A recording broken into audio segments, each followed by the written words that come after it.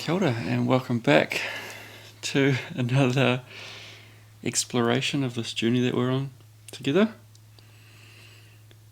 Yeah, how you doing? Good. It's nice to have a cacao this morning. I feel like definitely needed that.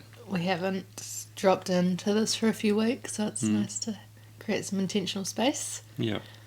Lots changed. We're up to week 8 now, I think. Was the last one? Maybe it was like week 4? Yeah, it was very 5. fresh. Yeah. Yeah, I think we're definitely a lot more relaxed about it now. Yeah. Yeah, but it's been a big journey, hey? Yeah. Especially for you. Yeah, it's definitely getting more and more intense in many ways, more and more real. Yeah. Yeah. Yeah, I mean, we had our first scan. Was it last week? Scan? Oh, sorry, not scan. Meeting with the midwife.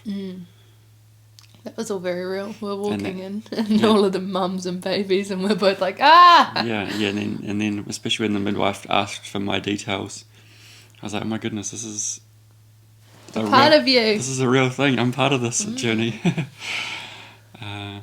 Yeah.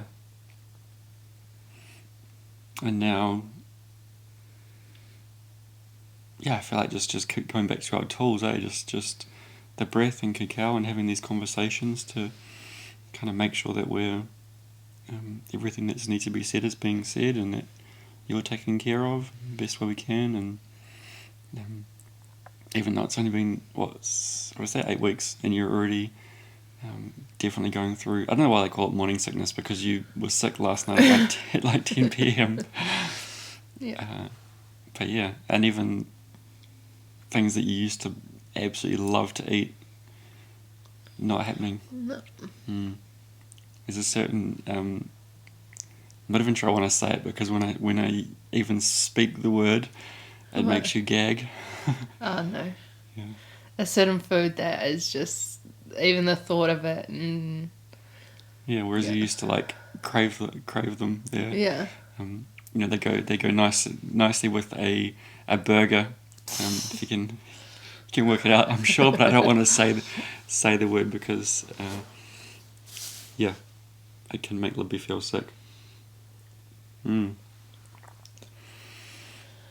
Yeah, and then I guess we've already been gifted a teddy bear, a cot, 2, I don't even know what the hell they are. They're these things you use that the baby sits in or gets tied up to on your chest or your back. Ergo packs or baby carriers. Yeah. Yeah. And I mean, even the story of the cot was quite funny, hey? Oh, yeah. Your dad was just randomly out of the blue. Someone reached out and said, "Oh, I think I've got this cot here, and I think you might like it." And Dad didn't even know. Yeah, that was like 2 days before he told your dad. Yeah. Yeah. He's like, oh, yeah, sure. So how's it been telling your family? Yeah, it's been, I mean, we told our family a while ago, hey, quite a few weeks ago, so I feel like that's really settled, and there's still members of my family that don't know kind of the wider family. And there's a part of me that's eager to tell them, but just trusting that whenever it's going to flow, it'll flow. But I think for the wider community, we just want to get past those 12-week mark, that 12-week mark, just to ensure that everything's flowing. And I think that's where I'm getting, it's kind of like an in-between world of like, we know, there's a few people around us that know, but the wider community, like when I go out and teach a breathwork class or things like that, like people just have no idea, and I'm just like trying to balance between these two worlds. Trying to hide the morning sickness? Yeah, I'm finding when I'm like in flow facilitating, like it's not that bad, but it's the before and it's the after, and I'm like, I think when I'm focused on something, it's like all good. Yeah. But in those moments in between... Yeah, I mean, you've done so well so far. Thank you. Yeah, I think for me, telling my family was interesting. It took me a little bit of courage to build up the courage to tell them. But we kind of already had a trip booked to go up there. We're down in Christchurch, and my family are up in Auckland, and being able to go up there and actually tell them in person was really nice. Yeah, my dad had a hilarious reaction where he said, he's like, I gave up, I didn't think you were ever going to have kids. So that was really nice to share that with him, and my sister, who is just so freaking excited. She's got a just over 1 year old boy, so having a cousin, I think, is something pretty exciting for her, and they're all super eager for us to come back up to Auckland, which I'm sure will happen at some point, but it feels like this is a good place to be for now. Just to spend time with family, or spend time with friends, and be closer to your family, and you've kind of built a bit of a community down here as well now, and our businesses are really thriving down here, so for now this is a good place to be. It's interesting, I'm just reflecting on the way that you told your dad. Like, your mum, she was like, oh yeah, I already knew. Like, I think from the moment that she saw me, I think mothers in general have that knowing, or that like intuition that something's happening. Yeah. But then you said to your dad, you're like, oh, Libby's got some news. Yeah, trying to avoid it. Yeah, just trying to, I guess, play it off and make it not seem maybe such a big thing, just to take a bit of the pressure off myself, maybe. Yeah. I don't know. Yeah. But yeah, it was nice to share that with them, and have so much of their support as well. Yeah, if nothing else, this child feels very supportive. It's interesting because we've been having these slight nerves about the fact that we both have twins in our genetics. So it's one of those things I guess we're just trying not to think about too much, and just wait till we'll go for the 12-week scan. Yeah, we weren't going to do any other scans. Or we kind of had the conversation, be like, oh no, like we trust this, and I trust my body, and we'll just continue with the experience. And then both John and I were like, we had these messages or thoughts around twins, and we're like, we kind of want to know if it is. Don't need to know genders, but it might be nice to know if there's two. Yeah, how many we're dealing with. I think on a practical sense as well, like sure we could just not, but like on a practical sense, in terms of like bit of preparation. Yeah, totally. Car seats and like things like that. Clothes. Like if we've got, not that we're only going to have one set of clothes, but like you're going to have to double up. Yeah. But who knows?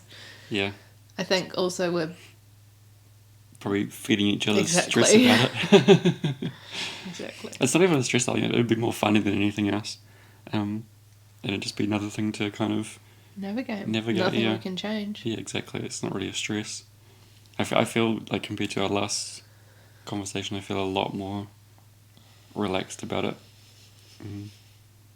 Like kind of excited about it, I think. It's just weird to say. It's nice to hear. Yeah. Yeah, I mean, I think it's. I remember a good friend of mine, Jen, because we were talking about the how to prioritize things, and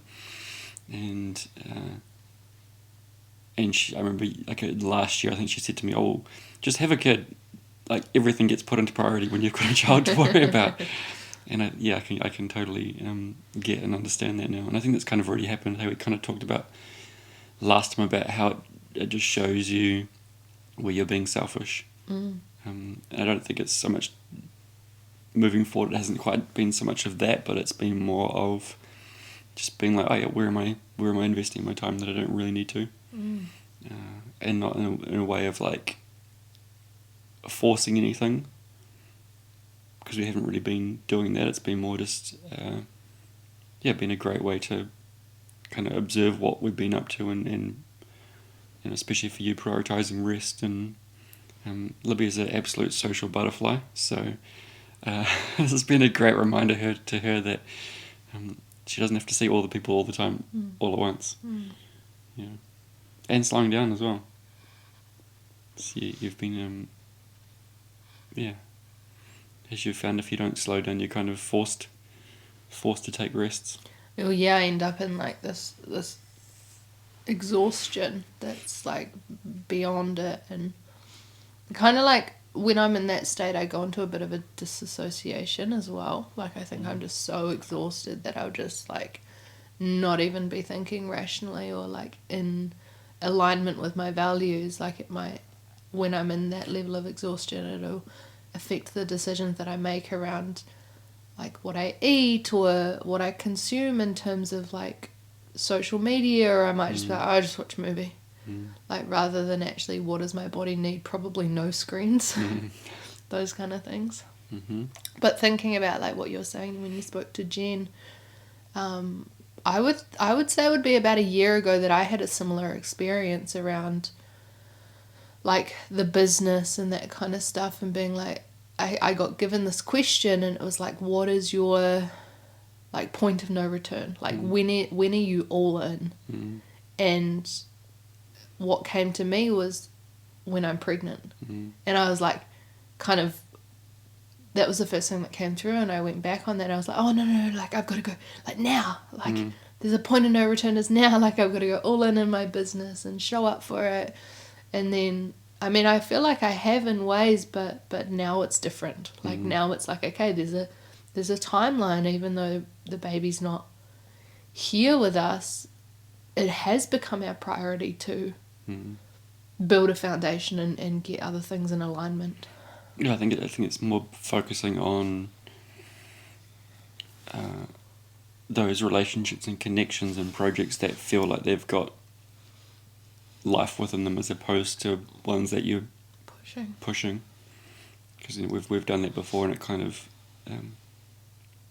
when we had lots of free time, it didn't really matter so much. But yeah, and that's kind of why I guess like the example of that would be breathwork on the beach. We really loved fostering that community, but it was also taking a big toll on our there just wasn't the movement. There wasn't like the energy from the community behind it as such.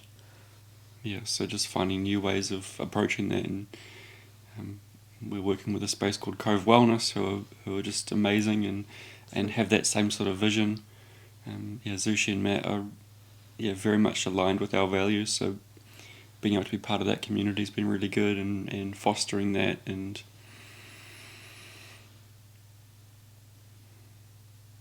and then just I guess focusing on our own things, rebuilding our websites, getting SEO sorted, and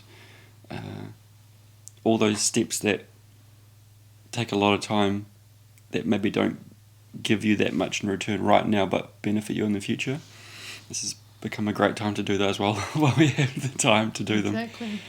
So, yeah.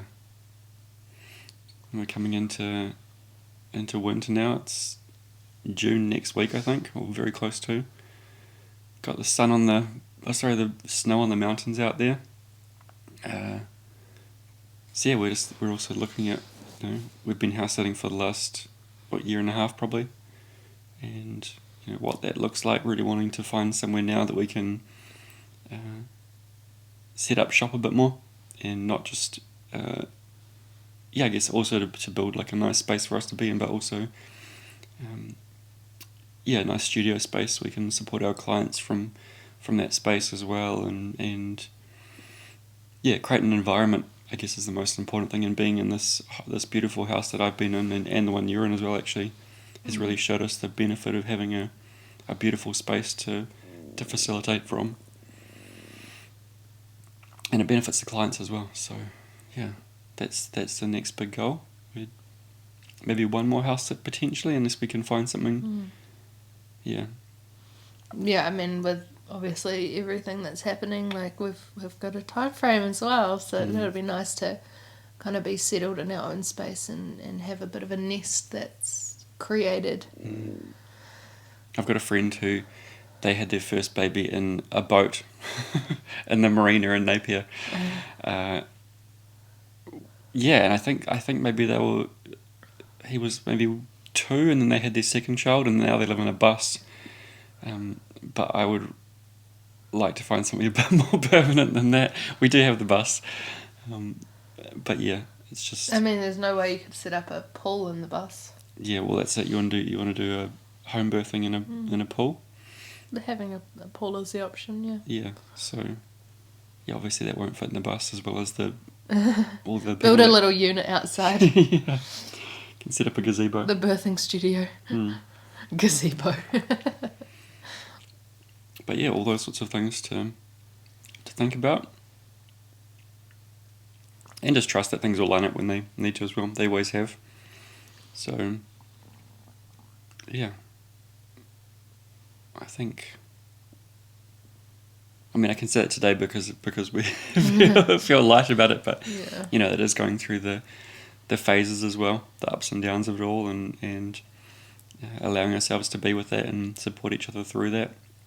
And, yeah, not allowing those emotions, you know, because Libby and I are both emotional beings, have emotional decision-making types in human design, so not allowing those emotions to dictate our responses, and just, yeah, waiting for those things to kind of slow down, using our practices to support us to... And I think space, it's like sacred space as well. Like, yes, it's the practices, it's the breath work, it's the things like that, but it's actually just space. Like, there's sometimes when I'm in an emotional wave or you're in an emotional wave, and all that we need is space. The more that we try to, like, if there's something that you're navigating, I'm like, oh, sit down and do breath work. Like, might not go down well. Go out and clean the car, or go for a walk in the bush. Yeah, just have some space. Yeah, go to a cafe, go to the gym. The gym's been really good, actually.